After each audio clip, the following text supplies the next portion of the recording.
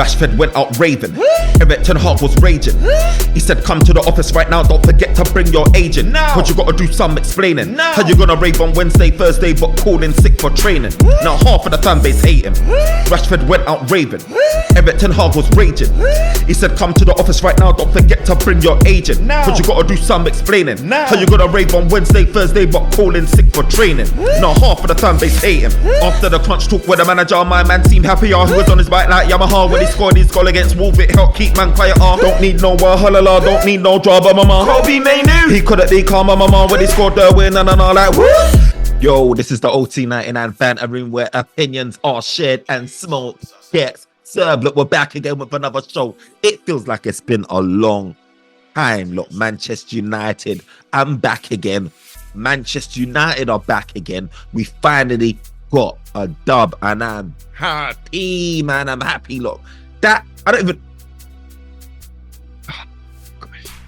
Do you know what? Yeah, the next time I thought I'll be coming live with you, man. Not live, but you know what I mean, putting out a video. I thought I'll be fuming and raging with what's happening with the whole Rashford situation. But then I'm coming in here and I'm thinking, I'm kind of gassed, you know. I am actually kind of gassed because finally Manchester United has got their first team back. And I know that was nowhere near a perfect performance that we saw, do you understand, against Wolves. But look, is it a coincidence that Manchester United got 4 goals and should have got a whole lot more? Maybe, maybe not, do you understand? But look, Manchester United are back again. Martinez back again. Casemiro back again. The partnership with Martinez and Varane back again. I am gassed. Look, no better place to start than Kobbie Mainoo. Fam, I'm just going to put it out there, yeah. I think he's one of the best young talents in world football, bro. Certainly one of the best young midfielders out there. Like, and look, from when it was pre-season times and I was talking about, I did them bars about Kobbie Mainoo and, you know, cooking Declan Rice and that. Look, he's just coming back to show us why we were so gassed.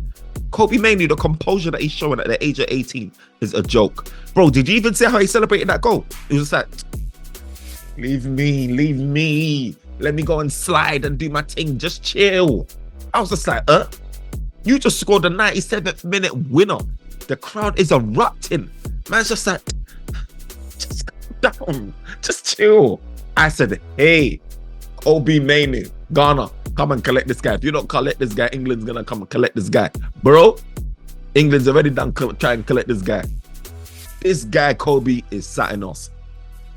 You know what? I was listening to Rasmus Højlund speak, and he said even when he was coming to Manchester United, there was ranting and raving about Kobbie Mainoo, and there was just like how they were saying how good he was and he's a generational talent. And obviously we've heard that generational talent get badged most recently with a particular guy whose name I don't even want to mention and go down that route, but you saw how good he was and the potential that he had. From when these men are talking about a generational talent, it just makes your ears prick, you get me? It makes you wonder how good Kobbie Mainoo is, and he's showing how good he is, you understand? And it's exciting because it shows that at least with a youth team, it's not all bad. Like we're generating like crops of guys, you understand?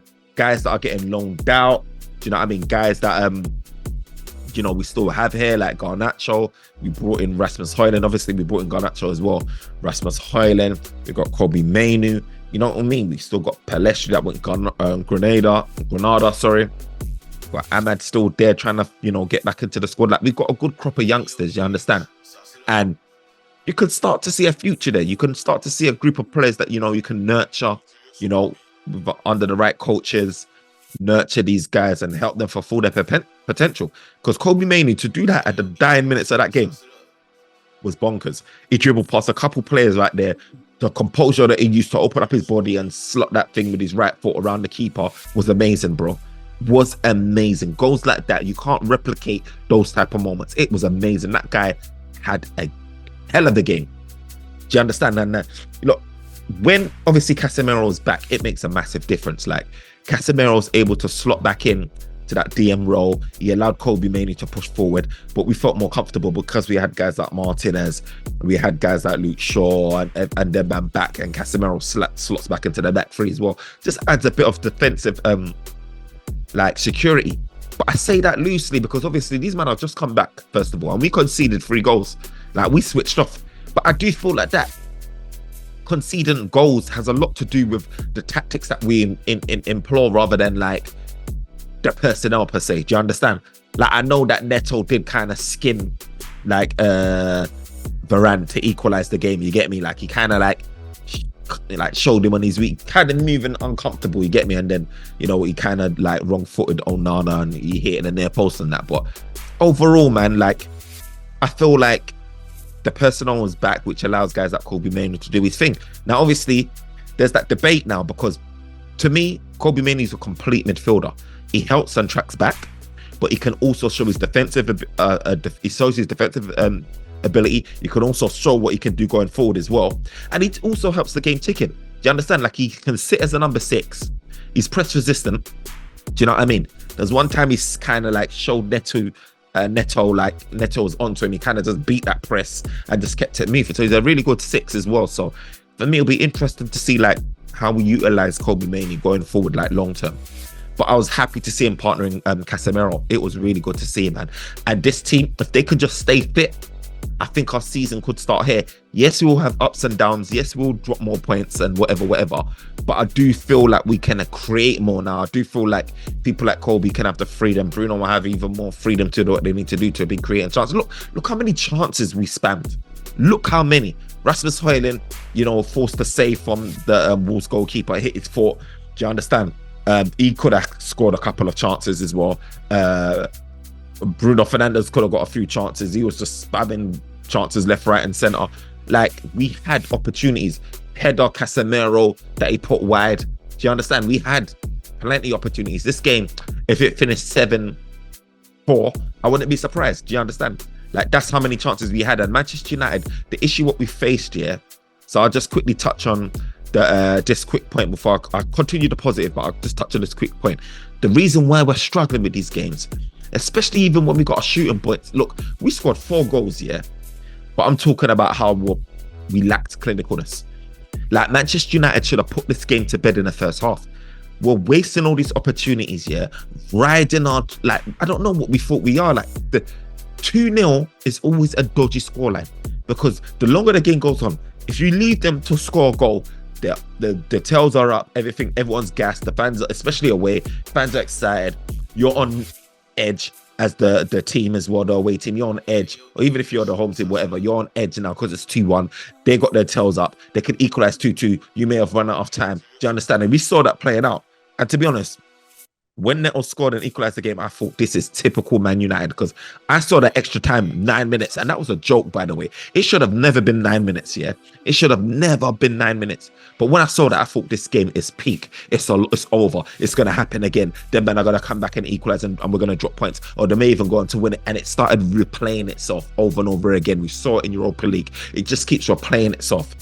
And I was so happy that Kobbie Mainoo was able to grab that game by the scruff of the neck and say, no, not today, not this time. I was worried, bro. And then back to this ref. Apparently, the commentators were saying, we're adding an extra 3 minutes because Kobbie Mainoo was celebrating. How excessive was that celebration that you wanted to add on 3 minutes? I was thinking, what? The penalty as well that they gave for Neto, is it? Casemiro sort of brought him down in the box. Bro, the lightest skim, and my man went down. They even looked at it at VAR and they said, raw, that's a penalty. I'm just like, bro, this is Man United's luck.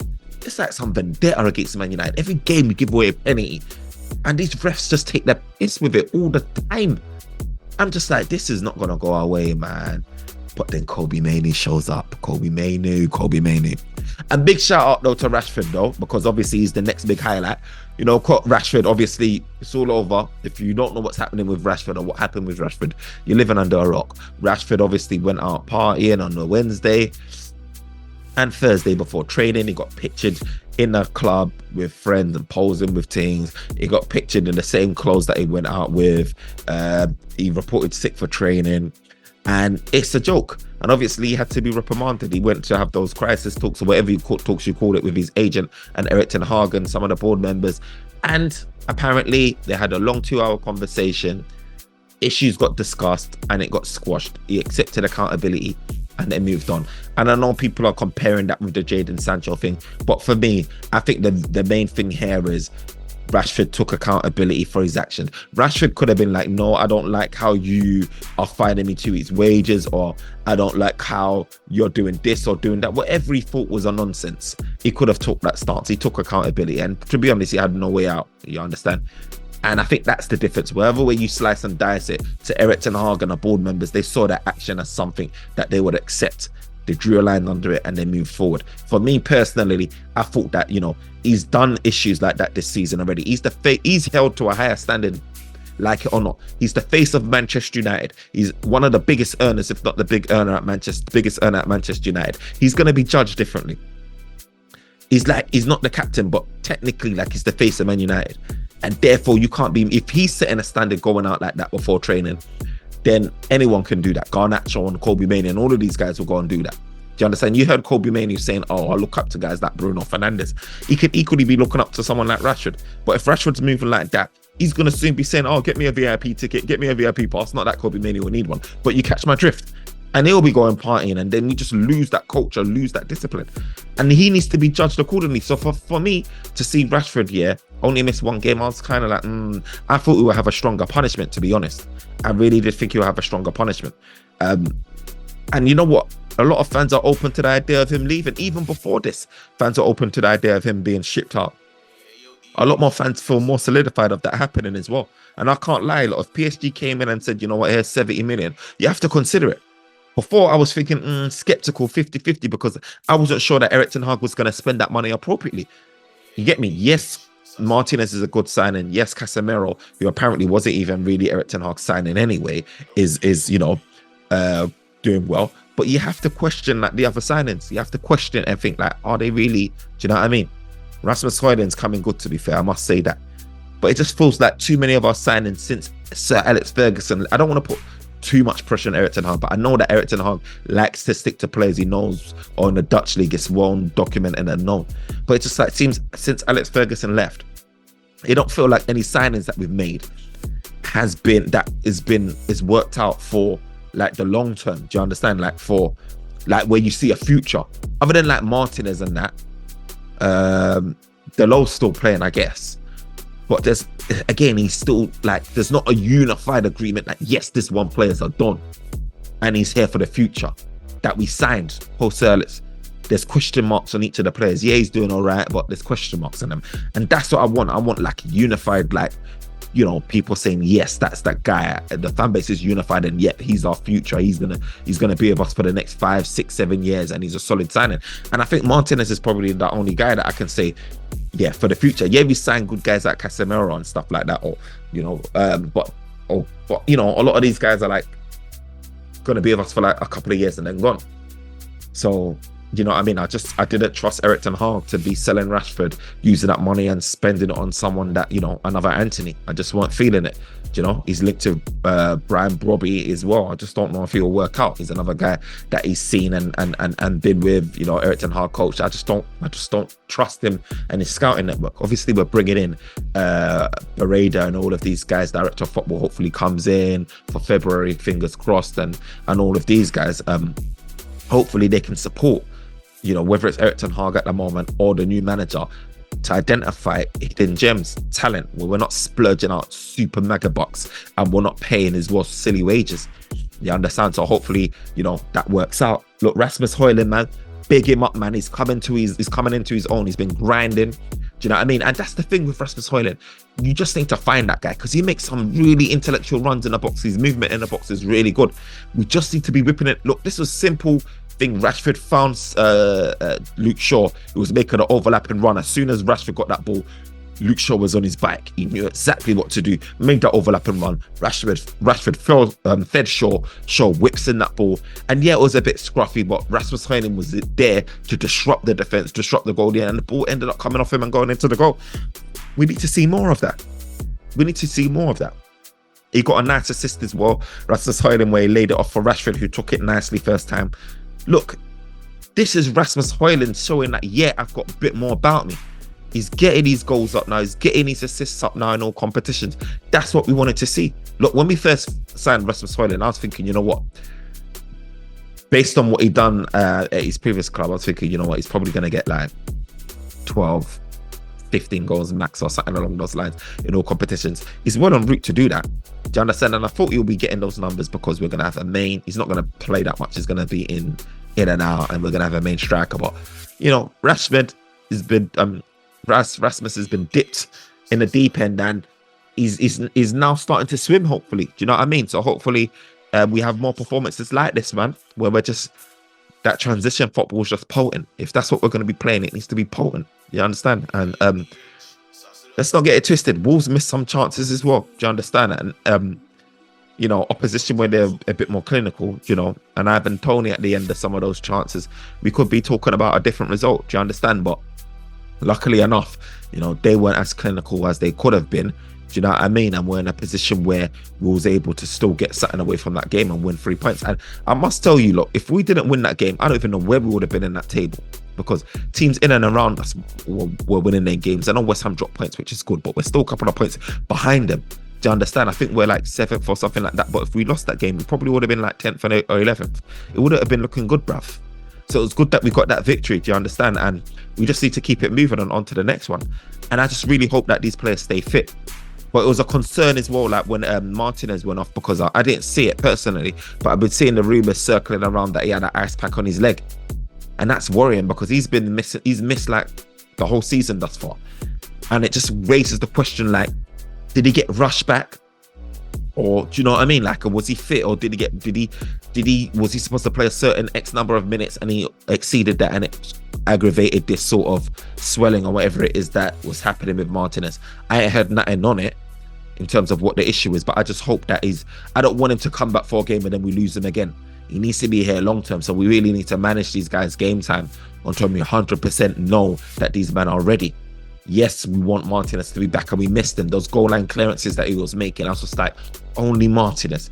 Those challenges that he was making, and Casemiro as well. I was like, only only Martinez. And that is the difference between last season and this season, because we was doing this type of last-ditch tackling, but because we had those quality players there to make those challenges, it just helped us. And we ain't had that this season.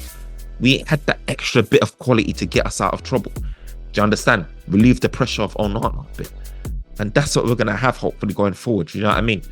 I see Casemiro one time where he just won the ball back so cleanly and nicely, even though he likes to lunge. I know he likes to do that because he obviously got booked. That's part of his game. But he's got an ability to just win that ball back. Do you know what I mean? And just transition that play.